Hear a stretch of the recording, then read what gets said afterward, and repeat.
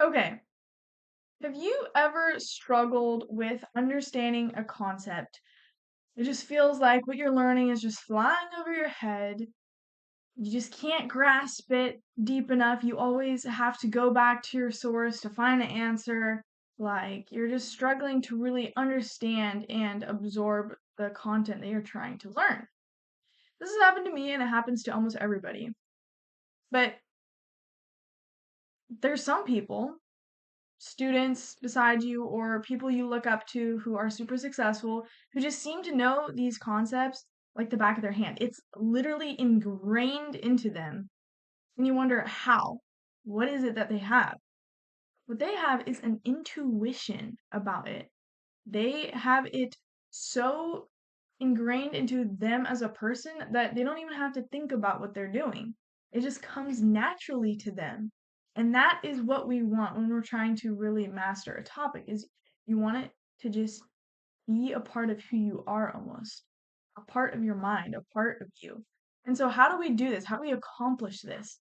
Well, the book Ultra Learning on chapter 11 basically gave four principles you can apply to actually improve the way you absorb information. Well, not the way you do, but the mindset you have towards it. The first one is just don't give up. When you reach a problem, a height, a climax of difficulty, don't give up. Literally, don't give up. Like, you can set yourself a timer, 10 minutes. Just sit there and try to solve the problem. Like, sit in the discomfort. Just sit there and think about something. Most of the time, when we are confronted with something, a challenge, if we just actually sit there and give it thought for 10 minutes, there's a very high chance that you'll be able to solve it all on your own. And even if you can't solve it within 10 minutes or whatever time frame you set for yourself, the next time you come back to that problem or encounter a challenge very similar to that, you'll have already created a small little pathway through your brain that helps you connect the dots from this to the answer, where you're at to the answer, right? So you'll already have a little bit of an intuition built just because you actually sat there and thought about it. So many people get to the problem, they realize it's hard and they just stop. I've done this. I've tutored lots of kids who do this as well. They don't want to do the hard problem, but if they sit there for 1 minute, they're like, "Hey, yeah, I know the answer." And adults do this. It's not just kids. It's a habit that we grow up with.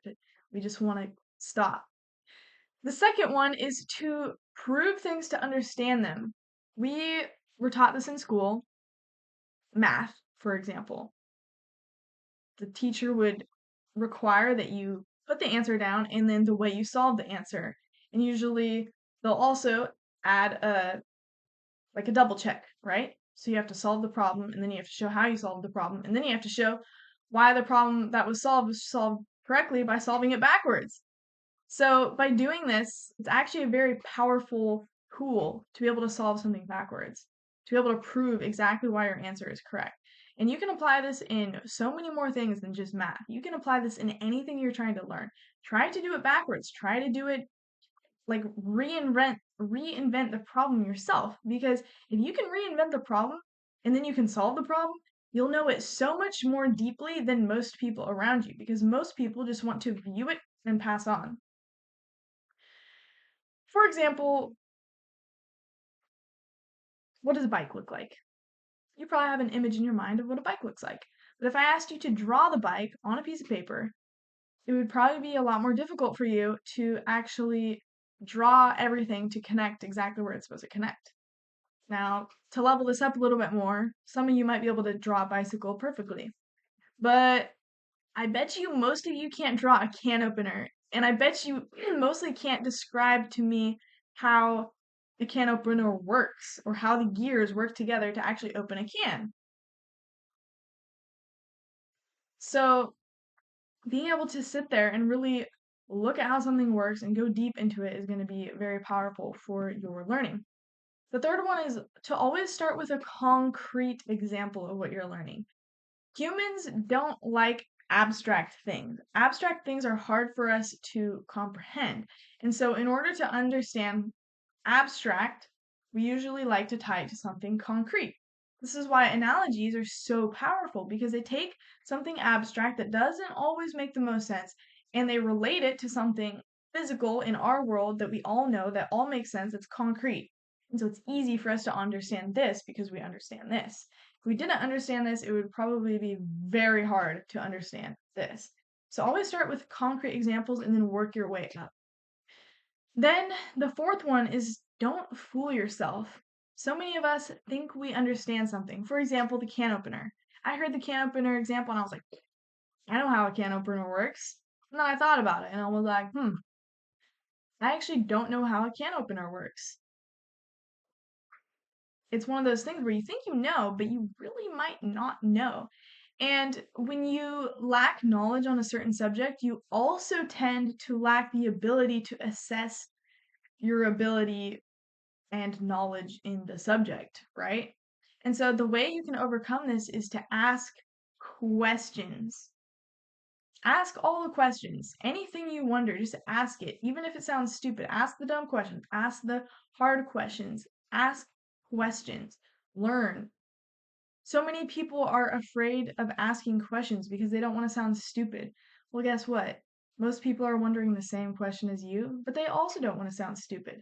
So if you actually can be the bravest one of them all to ask the dumb question, either people are going to view you as someone who is brave to ask the question, or they're going to make fun of you. They're going to think you're stupid. But guess what? Now you know the answer. Now you know the problem. You've solved it. And these people who were too afraid to solve it don't know the answer because they didn't ask. And so, what'd you lose? Nothing. Nothing at all. So, ask the questions. Don't fool yourself into thinking you know something that you don't. The more you ask questions, the more you're going to realize you have so much to learn. I have so much to learn. I didn't even know how a can opener worked, and that's the least of my problems. So, the more you can learn, the more questions you can ask, the deeper of an understanding we'll get. And so these are some key principles to actually building your intuition towards what you're learning and what you're trying to master. And a good way to actually practice this is to take out a piece of paper and write down the concept or problem that you're trying to solve or get good at, right? And then after that, try to explain it to someone as if the person you're explaining to has never heard of that concept before. You're explaining it to a complete newbie. How would you explain it? Could you explain it? Would it make sense to them? If you can't explain it, go back, learn a little bit more, come back to the paper and try it again. Do this until you can actually explain it because mastery comes to a point when you can actually explain it to someone who doesn't know. Like and where you can explain it with the fewest words possible. And so this is something that I'm currently working on and that I want to improve on. And I've been trying to apply these rules in the videos that I'm making, and it's actually helped me grow a lot. And so if it's helped me grow, it'll definitely help you grow. And so I highly recommend these tips from the book. And I hope this video was valuable. And I think there's one chapter left, chapter 12. We're gonna hit that and we're gonna have lots of fun, and then we're gonna go to a new book. So I hope you guys have a great rest of your day.